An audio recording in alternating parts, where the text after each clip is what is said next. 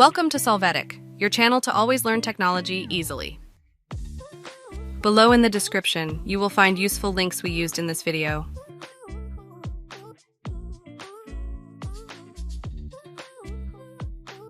Today in Solvetic, we will see how to remove section break in Word. Open the Word document, review the content.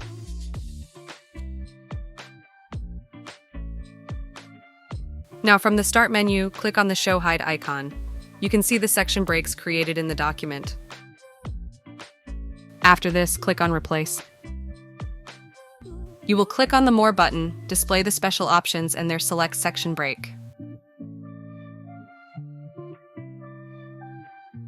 The respective style will automatically be created in the search Find What. In Replace With, you must leave the space blank. Click on Replace All and you will see the number of section breaks removed. Close this window and now your document will not have these breaks. You can click on Show Hide again to see the document without the marks. Hey, remember to subscribe Solvetic channel.